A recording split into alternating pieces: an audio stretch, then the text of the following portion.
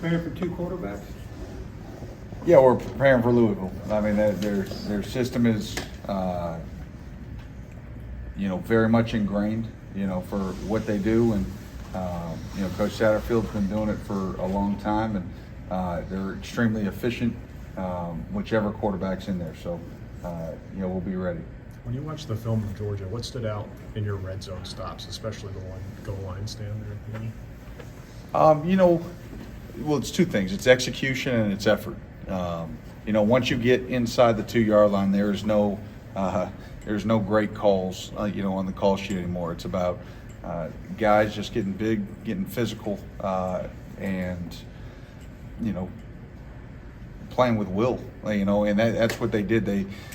In any goal line stand, it's about will. And do you want to impose yours, or do you want to, get pushed back in the end zone and give them a touchdown? So really proud of, how they sort of, they didn't flinch down there on the goal line. They understand it was first and goal from, down inside the 5, and then they just keep chugging away, holding, and 3rd and 1, 4th and 1, against really big personnel that, typically ends up in the end zone. So in rivalry games, some coaches will want to kind of temper emotions, and other times you kind of want to feed into it to get your guys juiced up. Is this a situation over the years where you all have excelled by kind of getting your guys fired up for this game? Well, I think any rivalry game, like you said, it's a very emotional game. You can throw out, you throw out records, you throw out venues. You understand that there's going to be very heated, hotly contested plays, and I don't think you need to do much motivation in that regard. I think from both sides, both sides really going to want to win this game. They understand how important it is. Our guys understand how important this game is, for this state, and they've done a good job the last couple of times. But again, you can throw out history in that regard. Every game, when two teams that both sides will be ready. Dinkins looked like he was a guy who showed up in those goal line stands. What have you just seen from his progress over the course of the year? Yeah, he's, it was great to see him make some plays there. He's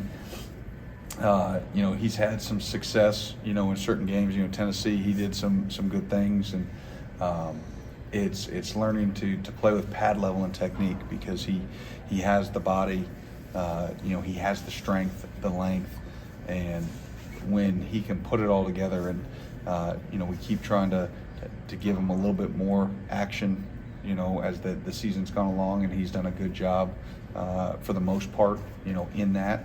And we'll continue to bring him along and build a role and find spots. And again, we talk about any position. It's sort of about gaining confidence. And so if you can find little niche roles to gain those, and some guys get it on special teams, some guys get it in, he got it in a goal line package this week, but he also, he found some playing time, in normal down and distance scenarios. And so, really looking forward to watching him continue to grow and develop in this defense. Talk about back in his defense here as well.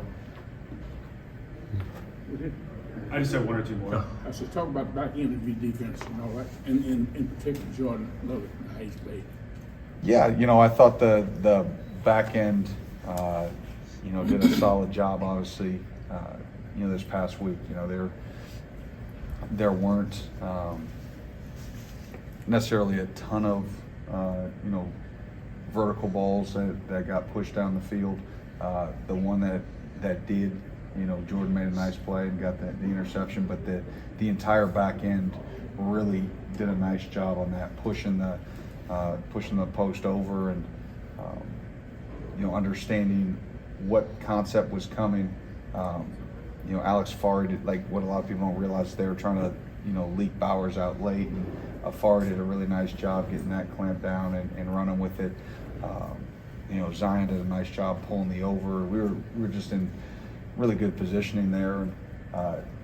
JJ did a nice job forcing Stetson to sort of throw it probably earlier than he wanted. And so overall, I've been pleased. Jordan Love, it's been, we've talked about all year, for a guy that was supposed to come in and this was going to be his year to sort of be the rotational safety, gain reps, gain that experience as a redshirt freshman, to play as well as he has and to elevate sort of throughout, and not without hiccups, and he knows that, but played really, really well, in that game on Saturday, and we need him to continue to play well on this Saturday. Taj and Jordan Wright, DeAndre Square, guys who played a lot of football for you, final home game. What were the emotions like that for you going into? Yeah, those are, for me, those are guys that sort of grew in this defense. As I grew in this defense, they grew with me. And so, it'll be an emotional day for me, and all of us, we sort of just have to, keep it in check. I mean, you've got an emotional senior day, and a rivalry game. I mean, there's a lot of emotions going on. I mean, you just sort of going to run the gamut. But it's going to be about composure, and that's, whether it's senior day, whether it's rivalry, composure is going to be the key. The team that can stay composed, stay focused on the job at hand, and not let their emotions get the best of them. They can let those emotions fuel them, but not overtake them. And we've got to do a good job. But those guys mean the world to me, and they know that anything they need, ever in life, they can pick up the phone, and I'll answer on the first ring. Forcing a lot of turnovers. What do you see out of them? They're playing very confident. They're playing together. They got a lot of veteran players that have played together for a while on that front. So I do think that they're playing very well. They really smothered some good offenses in recent weeks. So outside of Clemson, people have really struggled against them. But I just feel like they're tied together, and they, I think that a couple of really good defensive linemen that can set the edge. They got some linebackers that can run around. They got two corners that are playing really at a high level. They obviously lead the country in sacks. How much of it is it a challenge for that offensive line to prove they've made strides? It's a huge challenge. I've been very impressed watching them on tape. Their team speed, and then they have, they have a couple guys that have, been multi-year starters, and you can see they play well off each other. They got some really good pass rushers. Seven is really shown up on tape. He's got some real wiggle, and he can really cause problems. And then they got some corners that they're going to be aggressive. They're going to put their hands on you. They're going to try and grab you, and they're going to do what they have to do to disrupt your timing so the pass rush can get home. And they're very good at it. And they've, they overwhelmed Pitt and overwhelmed Wake and some of those schools. So we got to be at our best. You only gave up one sack for 4 yards. Talk about how the improvement that came along with. I felt like it was just one of those deals where we were able to be balanced, so we didn't have to, weren't in one of those must-pass situations except for a couple of third and longs, and in those situations they were rushing for, and our guys did a nice job of just really blocking their man with good technique. This week it's a far greater challenge in the sense that they're going to blitz from all over, they're going to move constantly, and they have a really exotic third down package with their dime stuff that they do a really good job, and that's really how they cause some real problems for teams in the ACC. When you face a team that forces a lot of turnovers, how do you kind of coach your team in preparation without them thinking too much about not making mistakes? Yeah, I wouldn't overcoach it at the point that we've been, ball security is everything. We preach it every week. So that's very important. So all the ball carriers in transition and the runners, they have to be very mindful of ball security. They're very good at getting after it. And then, it really comes down to the quarterback. In the end, they've deflected a lot of balls, and they've been very opportunistic. They've hidden coverage well, and they've fooled some quarterbacks. They got the quarterback from Wake Forest a couple times. So that is where we have to be great with our plan to provide our guys a good opportunity to not, put Will in that situation where he's, unsure, and then their speed on the back end makes a play. And that's kind of what's happened with some people. And we're going to have, again, it comes down to protection, having a good plan, and being smart with how we distribute the football. Will's legs were pretty big in last year's game against this defense. Is he getting to the point where that could be more of a weapon? Yeah, I mean, last week was probably the first time we were able to really put him in a position to where he felt at a level where it was able to include him in the run game, and he could think a little more off schedule, and he was able to improvise in the game, and he got a couple of good scrambles that were important in the game. He was able to run the ball a couple of times on some design plays. So that's the stuff that, he's so good at that stuff. He was so good at it last year, and it's just, really for about 6 weeks or so, he just hasn't been able to do that. But he is feeling a lot better than he's felt in a while. So that is a bonus and allows you to open up the offense and help it unlock the run game a little bit. How much does last year's film, I guess, I know you weren't here, but how much does it help you in seeing how this particular game is played? I think it's last year they did a nice job. They got on them early, but this is a different team. They're a far more confident team. Both the corners are playing really well. The transfer from Florida State's playing very good. And then I just feel like a couple of those D linemen have been playing a lot of games together, and they've been there for a while. And it's just they got some real seniors, and so to me, the defense is much more connected and tied together this year. It's very tight. And then, and they gained some confidence. So it's our job to go out there and take that away and play our best and get after them early like last year. And if you can do that, that's great. But if not, you're going to be in a dogfight. And these guys they're playing very confident. You can see it on tape. So we got to match that intensity in every way. You talked about how well the O-line did against Georgia. How does Louisville differ in how it attacks the quarterback compared to Georgia? Is there a noticeable difference? It's funny is, Georgia probably played a style of play that allowed, we had a sudden transition at tackle at the last second before the game. And, Georgia played a little more gap sound, kind of straight up, more pro-style defense, quite honestly. Very similar to things that our defense does. And we're comfortable with that. And that's why I felt like it was always going to be a good matchup in that way where we could hold our own in some ways and have success and gain some confidence, even though they have some home wreckers up there. This week, they got some really fast guys, but they're moving, and they're causing chaos. And they're trying to create negative plays. And when that defense doesn't create a negative play, you can get explosives. But if they do, they can put you behind the chains and stop drives. And I think they've done a great job of that this year.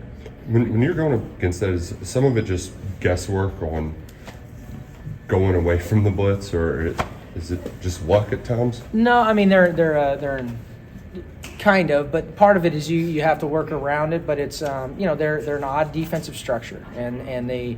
They're not 300 pounders like Georgia, but they have guys that play with good motors, and they're really sound at getting in their gaps. And they have some specific games and things they do to teams, whether you run zone schemes or where the back line's up or you pull guards or whatever you do. And those are the things that you have to be ready for. You got to be on point, and if you are, you can have success. And if you're not, they're going to have guys coming free, and they're going to cause problems. And that's where our backs got to be really disciplined, and our line's got to be really, really together and physical, and a lot like some of the teams we played this year early, like Ole Miss kind of had some of that stuff to it, and some of the other teams we played along the way where they move, and we got to be ready for that. And I think we are. I think we got a good plan, but we got to go out and put it to life because it's a big game. But you obviously didn't win the game. You did score enough points, I'm sure, for your liking, but you did move the ball. You had the 99-yard drive. You moved it again on another drive. Did your guys, do you sense any boost in confidence or mood coming out of that game against a really good defense? Yes and no. Yes in the sense that they are. I really feel good for guys like Jagger. To stand toe to toe with these top draft choice and to hold your own and to grind and battle in there and know that I can hold my own in there. I think a young player like that gains a lot of confidence from that. Eli was really on point directing us and calling out and being on point with his calls and I think that is where there's a lot of growth and confidence. But the reality of it is I lose sleep at night because I personally feel like we had 2 long drive. I think we opened with a 14-play drive and got no points out of it. We started on our own 4-yard line. You know, like we had the ball for 5.5, 6 minutes. You know, we had 3 drives in the first half. All 3 of them could have been scoring drives. All 3 of them, you know, literally we miss a throw on a 3rd down and 4 to keep us on the field where the guy's perfectly executing wide open. You know, like those 3 drives all should have been scoring drives, and we're in there at halftime with the lead or tied, and you feel a whole different thing. You know, you make a kick, or you instead of kicking, you finish with a touchdown because you know we had one missed assignment on a pass where the guy was open and a young tackle who's subbing in missed a block. You know, those plays, all of a sudden that last drive you're tied, you're 1 score down. That's where the confidence comes from. That's the goal. And until we execute at that level, yeah, we got to fight every day to be that team. And I think we are on that trend. Their mindset is good. I'm excited about those young football players in there. And I think that Will's healthier, and we can go out there and have a great game and put that on tape this week and feel good about ourselves. What did you see on the tape with Will's interception in the red zone? Yeah, I mean, he, a great life lesson. You know, it was a play where, you know, it was designed for pressure to have ops in the end zone, and the way they played, it would have been one of those moments where, you know, what he saw and how good the player was he was going against, and where he was not having an extra 20 yards of field and being near the red zone, he made a late decision. And the real decision there would have been the way they played was probably to go off schedule. And he had the line blocked perfectly. It was really good pass pro. And I think that if he had it back, the guy came open, he saw it late, and he made a mistake. And that happens. He's got to learn from it. He can't make the same mistakes twice. But, yeah, you know, if he'd gone off schedule and scrambled for 15 yards, he could have done that too. So those are the things that, again, I feel bad because you go a month or 6 weeks and you don't do that stuff. You don't train yourself to do that. No one can just jump back in and just be what you were. And I think that he's working back to that because the foot's feeling better. But for a month, he hasn't been able to do it, and he's been a sitting duck. So that's the part of the game we want back. Dubious question: do you have perhaps a dilemma in left tackle? No, not in the sense that I think in the future, you know, listen, the dilemma is this: is Horsey's going to be a really good. He's born to play guard. He's been forced to play tackle. And I think the dilemma is when he's able to go back inside the guard, hopefully next season, and we're able to get some of those young players to come along or create more competition out there at tackle with the other 4 starters. You know, we could technically have 4 guys back with some depth and some young guys coming along. That's the exciting thing for the future. And I like we got a couple freshmen I'm excited about too. So, yeah, creating competition and getting stronger and building depth in that part of our game will be very important to our future. Okay, folks.